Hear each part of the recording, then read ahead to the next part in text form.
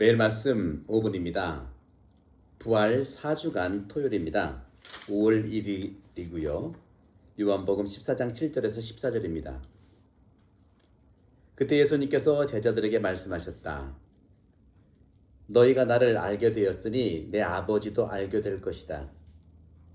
이제부터 너희는 그분을 아는 것이고 또 그분을 이미 뵌 것이다. 필립보가 예수님께 주님, 저희가 아버지를 뵙게 해 주십시오. 저에게는 그것으로 충분하겠습니다. 하자 예수님께서 그에게 말씀하셨다. 필립보야, 내가 이토록 오랫동안 너희와 함께 지냈는데도 너는 나를 모른다는 말이냐? 나를 본 사람은 곧 아버지를 뵌 것이다. 그런데 넌 어찌하여 저희가 아버지를 뵙게 해 주십시오 하느냐? 내가 아버지 안에 있고 아버지께서 내 안에 계시다는 것을 너는 믿지 않느냐? 내가 너희에게 하는 말은 나 스스로 하는 말이 아니다. 내 안에 머무르시는 아버지께서 당신의 일을 하시는 것이다. 내가 아버지 안에 있고 아버지께서 내 안에 계시다고 한 말을 믿어라. 믿지 못하겠거든 이 일들을 보아서라도 믿어라. 내가 진실로 진실로 너희에게 말한다.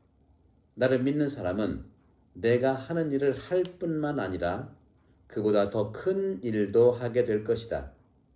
내가 아버지께 가기 때문이다.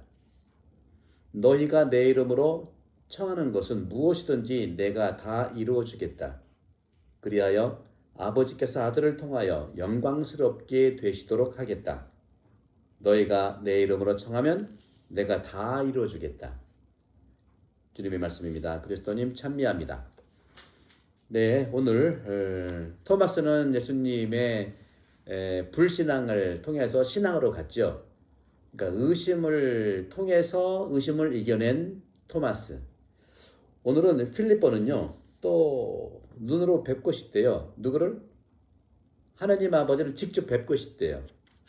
그랬더니 예수님께서 이렇게 말씀하셨어요.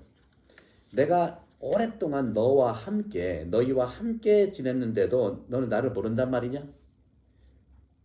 나를 본 사람은 곧 아버지를 뵌 것이다. 딱 잘라 말했죠. 나를 본 사람은 아버지를 뵌 것이다. 그러면서 쭉 말씀하시면서 내 안에 머무르시는 아버지께서 당신의 일을 하시는 것이다. 저도 내가 내 일을 하는 게 아니라 내 안에 머물러 계시는 예수님, 또 예수님 안에 머물러 계신 하느님의 일을 하는 것이죠. 바로 이 아버지의 이미지는요. 아버지의 이미지는 창세기 때부터 말씀하셨죠. 바로 하느님께서는 인간을 당신의 모습으로 창조하셨잖아요. 당신 모습을 닮도록. 모습은 하느님의 모습이고 닮은 것은 우리들의 몫이죠. 이미 모습으로 창조되셨고 그 모습을 계속 닮게 하는 것은 우리들의 과제예요. 뭐 그런 이야기 좀 들으셨죠? 예수님 모델을 찾았는데 그 모델을 이렇게 그려서 이렇게 이제 예수님 모습으로 그렸는데 그 다음에는 이제 유다스를 그리고 싶었던 거예요, 화가가. 그래서 오랫동안 또 찾았더니 또 유다스 얼굴을 또 발견해서 그렸어요. 근데 유다스 얼굴로 했던 그 모델이 고백을 했죠. 내가 수십 년 전에 당신에게 예수님의 얼굴의 모델로 내가 당신께 왔었다. 깜짝 놀랐죠. 그렇습니다. 예수님의 얼굴, 관상은 바로 마음의 표현이고 마음의 거울이지요. 우리에게 달려있는 거죠.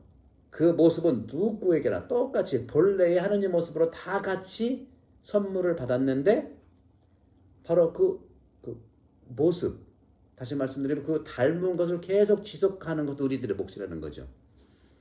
이렇게 아버지의 모습은요, 아버지의 이미지는 인간을 하느님의 이미지로 만들었다는 거죠. 따라서 아버지의 모습은 인간이에요. 내 안에 머무르시는 아버지께서 당신의 일을 하시는 거다 하는 것이죠. 그래서 우리가 전통적으로 우리 그리스도교 이콘이잖아요. 이콘 성화. 이 안에 있는 것도 이콘 성화예요. 그렇죠? 블라디미르의 성모 이콘, 또 부드러운 성모 이콘이라고 하죠. 루카 복음사가 그렸다는 그런 그 전승이 있지요. 그런 점에서 이 이콘이라고 하는 것 자체가 바로 예수님의 그 이미지, 우리 인간의 이미지가 하느님인 것처럼 바로 이콘이야말로 바로 말씀이 바로 하느님의 이미지이고요. 또 말씀이 그러니까 이콘이고, 이콘이라는 것은 영어로 이미지고요. 또 모상인데, 이 이콘은 말씀을 통해서 바로 하느님을 만나는 거잖아요. 예수님도 그렇게 말씀을, 나를 보는 것이 아버지를 보는 것이다.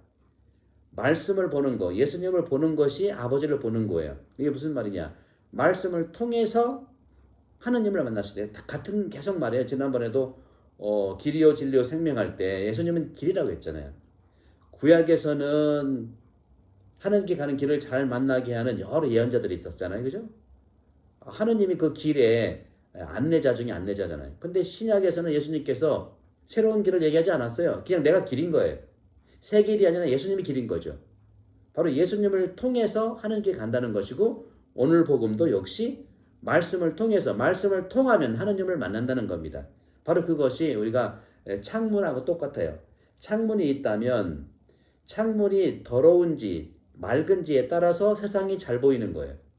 창문이 맑으면 바깥 세상은 정말 있는 그대로 보이잖아요. 그렇지만 창문이 때가 끼고 더러우면 바깥이 안 보이는 거예요. 말씀이 바로 이콘이고 창문이 바로 예수님의 말씀 이콘, 이미지와 똑같다는 것이죠. 그런 점에서 성화의 본질은, 말씀과 창문의 본질은 예수 그리스도, 예수 그리스도야말로 창문이고, 맑은 창문이고, 예수 그리스도야말로 말씀 자체라는 것이죠. 결국은 예수님을 통해서 아버지를 보는 거예요. 그런 점에서 그리스도를 통해서 세상에 당신을 계시하신 것처럼, 그리스도를 통해서, 다시 말해 유리를 통해서, 창문을 통해서 우리에게 당신을 드러내고 당신이 우리에게 다가오신다는 거죠. 그리스도를 통해서 세상에 당신을 계시하고 유리, 맑은 창문을 통해서 우리에게 다가오신다는 겁니다. 따라서 하느님은 직접적으로 구약에서는 사제, 왕, 예언자, 판관을 통해서 당신이 드러나셨다면, 신약에서는 바로 예수 그리스도를 통해서, 성령을 통해서 일하시는 겁니다. 따라서 성경은 이콘이에요. 성경은 예수 그리스도예요. 그런 점에서. 따라서 성경은 바로 예수 그리스도이고 말씀 자체인데, 그런 점에서 이콘은 그림 성경이다. 그 당시에는 문맹자들이 많았기 때문에 이 문맹자를 위해서 성경을 그림을 그렸고, 그런 점에서 인간의 언어로 바로 우리에게 전해주시는 하느님의 말씀 성경 자체가 관상을 통해 하나님께 간다는 것입니다. 사랑하는 형제 자매 여러분, 바로 그런 점에서 성령께서는 살아있는 펜이에요. 구약이라든가 신약에서 성인들을 통해서, 사제들을 통해서, 왕을 통해서, 예언자를 통해서, 제자들을 통해서, 지금은 사제들을 통해서, 집에서는 부모님을 통해서 신앙을 통하게 하고 성경을 통해서 성령은 드러나시고 아버지께 다가가는 거잖아요. 하느님은 바로 우리와 함께 머무르시는, 거기에 우리는 그분과 협력하시는 것이죠. 하느님과 인간 사이에 계신 맑고 투명한 이콘, 창문, 말씀, 예수 그리스도, 그분이 살아계시고 또 부활하신 그 예수 그리스도를 통해서 하느님께 가는 여정이 바로 이 세상입니다. 여러분들, 이제 5월달입니다. 성모성호를 맞이해서 이제 내일 우리가 성모님을 축복해드리고 5월 한 달 동안 이제 성모님께서 여러분 가정을 순례하실 겁니다. 구역장님들을 통해서 여러분 신청을 하세요. 우리 가정에 성모님을 모시고 5월달은 성모의 밤을 우리 집안에, 우리 구역에, 우리 가정에 찾아오시는 성모님을 통해서 예수 그리스도를 만나는 시간이 되기를 저도 기도하겠고 응원합니다. 성부와 성자와 성령 여러분 모두를 강복합니다. 감사합니다.